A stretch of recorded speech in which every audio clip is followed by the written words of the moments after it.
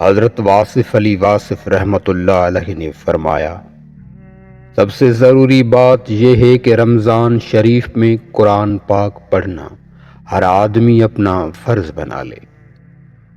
قرآن پڑھنا بھی فرض ہے، سمجھنا بھی، اور تو اور سننا بھی عین فرض ہے۔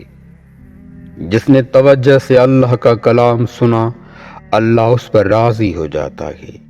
قرآن پاک اللہ تعالیٰ کا خوبصورت کلام ہے۔ یہ کلام تمہاری دنیا کی بہتری کے لیے بھی ہے اور عاقبت کے لیے بھی ہے۔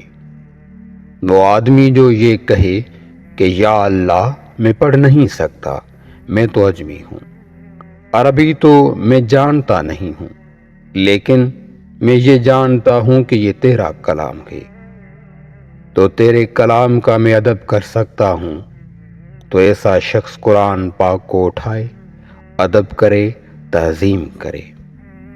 تو اگر وہ یہ ادب کر گیا تو اس کو بھی قرآن کی سمجھ آ جائے گی، کیونکہ یہ کلام سچے خدا کا ہے۔ آپ خدا کا کلام سمجھ کے اس کے قریب جاؤ، جتنا آپ قرآن پاک کے قریب جاؤ گے، یہ آہستہ آہستہ اپنے آپ کو آپ پر کھولتا جائے گا۔ خالق موجود ہے تو خالق جب چاہے عطا کر دے اور بے حساب عطا کر دے۔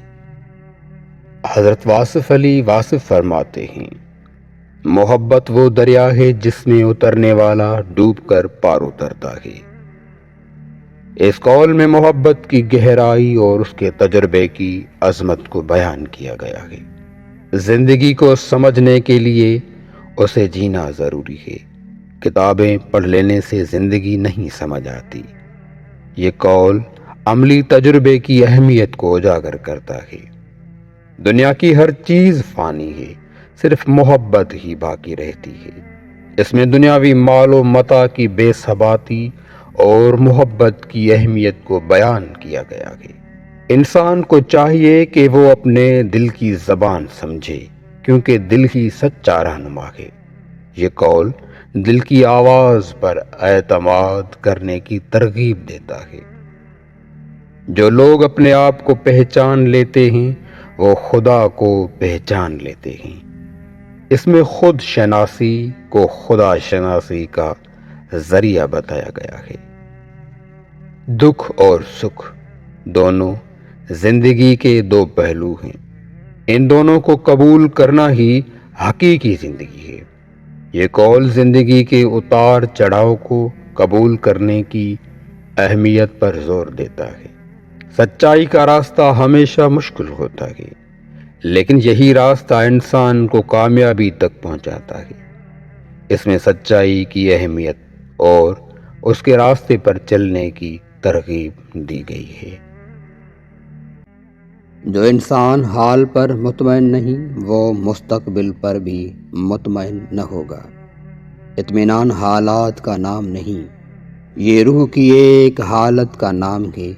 مطمئن آدمی نہ شکایت کرتا ہے نہ تقاضا۔ اللہ کو یہ بات سننے کا شوق ہے کہ غلطی ہو گئی، معافی دے دو۔ دنیا میں سب سے آسان راہ اللہ کی ہے۔ اللہ کا راستہ صاف نہیں تو پھر ہے کیا دنیا میں؟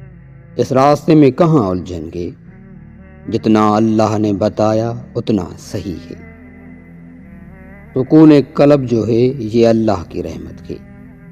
خیرات سے مل جاتا ہے، سخاوت سے مل جاتا ہے، کسی کو معاف کر دینے سے مل جاتا ہے، کسی سے معافی مانگنے سے مل جاتا ہے۔ غصہ کیوں آتا ہے؟ غصہ اس لیے آتا ہے کہ آپ اس انسان کی تربیت اپنے مزاج میں کرنا چاہتے ہیں، حالانکہ ہر انسان اپنا مزاج رکھتا ہے۔ آسان زندگی یہ ہے کہ آپ کسی کا گلہ نہ کریں، زندگی کو قبول کریں۔ ہم ایک دوسرے کو برداشت کر رہے ہیں، تسلیم نہیں کرتے۔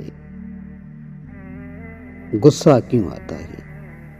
غصہ اس لیے آتا ہے کہ آپ اس انسان کی تربیت اپنے مزاج میں کرنا چاہتے ہیں، حالانکہ ہر انسان اپنا مزاج رکھتا ہے، جس کو بندے پسند نہ آئیں اور جس کو بندوں کی خوشی پسند نہ ہو۔ میاں بیوی کو باغ و بہار کی طرح رہنا چاہیے، وہ باغ ہی کیا جو بہار سے بیگانہ ہو، اور وہ بہار ہی کیا جو باغ سے نہ گزرے، یہ اس کے دم سے، وہ اس کے دم سے۔ یہ بات یاد رکھنا کہ اللہ راضی ہو جائے تو یہ ضروری نہیں کہ آپ کو پیسے مل جائیں، عین ممکن ہے کہ راضی ہو کے سارا کچھ